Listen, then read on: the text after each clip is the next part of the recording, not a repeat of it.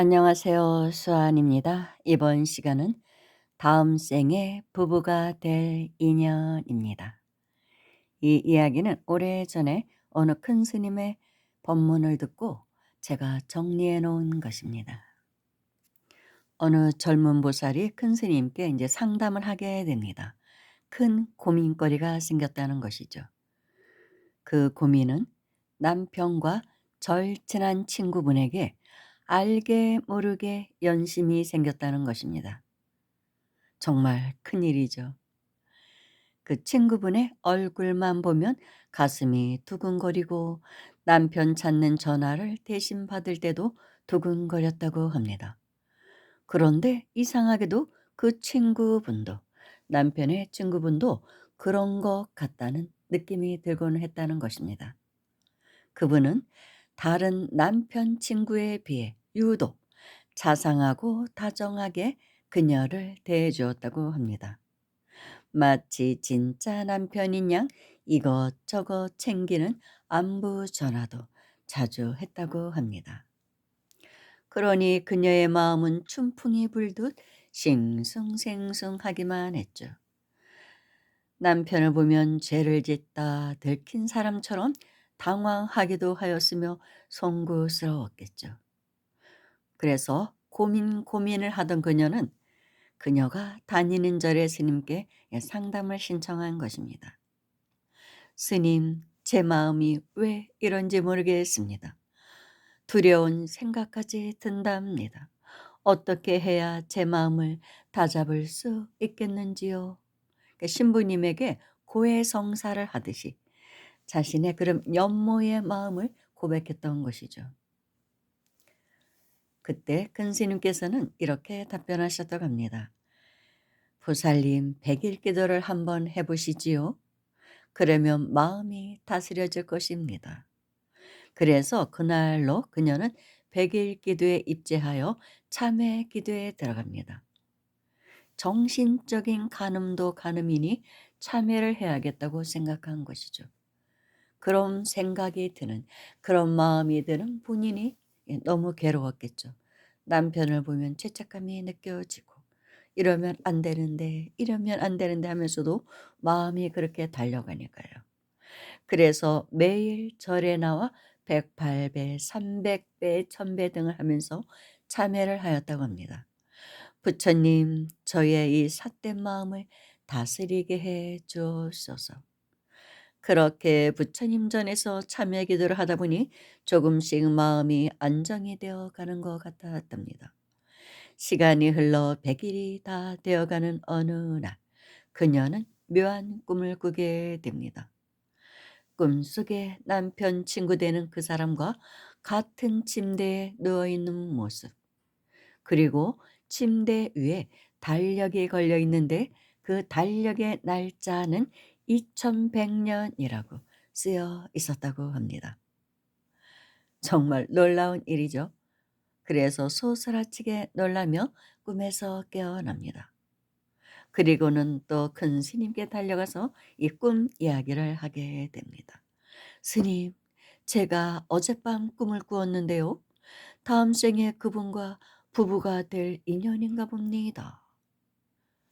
그러면서 이제 자초지종 이야기를 하죠. 2100년에. 그래서 스님께서는 이렇게 말씀하십니다. 그럴 수도 있겠지요. 그렇지만 이 생은 이 생이고 다음 생은 다음 생 아니겠습니까? 이 생에는 이 생의 남편에게 충실하게 사는 것이 현명한 태도 아니겠습니까? 보살님은 지혜로운 사람이니 잘 판단해서 슬기롭게 대처해 나아가리라 여깁니다. 네, 스님, 그래야지요. 그렇게 이제 뭐 마무리가 되었다고는 하는데 그 후에 그녀가 마음을 잘 다스리고 살았는지는 모르죠. 쉽지는 않았겠죠. 한편은 또 이제 가슴속에서 두근거리는 마음도 있겠죠. 아마도 전생에 두 사람은 또 깊은 인연이 있었을 것입니다. 전생에 못다한 사랑이 있었을 수도 있죠. 그런데 이번에는 또 지금의 남편과 만난 것은 또 그 남편과 주고받을 게 있어서 만난 것이거든요. 그래서 그 주고받은 것을 다 했을 때 다음 생에는 또 예 전생에 인연을 맺었던 못다한 사랑을 나누었던 그 사람과 만나서 부부의 연을 맺을 수도 있는 것이죠. 그래서 우리가 이 생에 여자 몸을 받거나 남자 몸을 받는 것도 다 그 몸으로서 여자의 몸으로서 해야 할 공부가 있고 남자의 몸으로서 해야 할 공부가 있기 때문에 그렇게 태어나는 것이거든요. 그런데 요즘은 뭐 성전환 수술이라고 해서 자신이 태어난 성이 마음에 안 들어서 인위적으로 그렇게 바꾸는데 그러면은 다음 생에도 또 못다한 숙제가 있기 때문에 그 몸을 받게 됩니다. 그게 대자연의 섭리라고 하거든요. 그래서 우리가 누군가를 보며 이상하게 마음이 끌리는 사람도 있고 이상하게 주는 것도 없이 싫은 사람이 있어요. 그가 나에게 무슨 잘못을 한 것도 아닌데 괜히 싫은 사람이 있거든요. 그게 우리의 업식에 저장된 까르마의 그 정보가 드러나는 것이죠. 그래서 우리의 의식을 마음을 그렇게 만드는 것이죠. 그렇게 볼 수 있을 것 같습니다. 제가 오래전에 또 어느 큰 스님이 이렇게 전생을 보는 그런 큰 스님의 글을 읽었는데 그 글에도 어느 날 그 절에 신혼여행을 온 부부를 본 거예요, 절에. 그래서 스님이 이렇게 관을 해 보니까 그 신혼여행 온 부부가 전생에 조선시대에 여자는 양반집 딸이었고 남자는 노비였더래요. 근데 이 노비가 짝사랑을 한 거예요, 이 여인을. 그래서 짝사랑을 하다가 못 견뎌서 상사병에 걸려서 아마 그녀의 방에 들어갔었나 봅니다. 그게 인제 난리가 난 거죠. 그래서 인제 멍석마리를 대감집 뭐 그런 양반집에선 가만히 둘 수가 없죠, 그 모습을. 그래서 멍석마리를 해서 두들겨 패서 결국은 그 남자가 한을 품고 죽게 됩니다. 정말 사무쳤던 것이죠. 그 원한도 사무쳤고 그리고 그 사랑하는 마음을 잊을 수가 없었던 거예요. 그 사랑하는 마음을. 그녀에 대해서. 근데 아마 그 양반집 딸도 그 머슴을 좋아하는 마음이 좀 있었던가 봅니다. 그럴 수 있잖아요, 솔직히. 그래서 이 생에 만나서 부부가 됐더라는 것입니다. 이 생에는 둘 다 그냥 평범한 집안에 태어난 평범한 사람들로. 그래서 서로 첫눈에 홀딱 반해 가지고 결혼을 하게 돼서 신혼여행을 왔다라는 것입니다.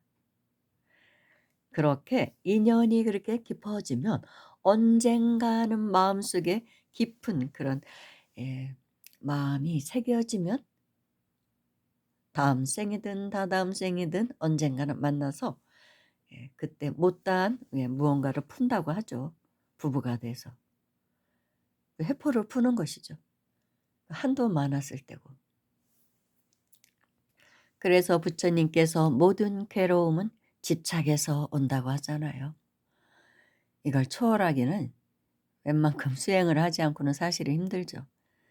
그 업식의 작용에서 자꾸 그렇게 마음이 가기 때문에 그것을 제어한다는 것은 굉장히 힘든 것 같아요.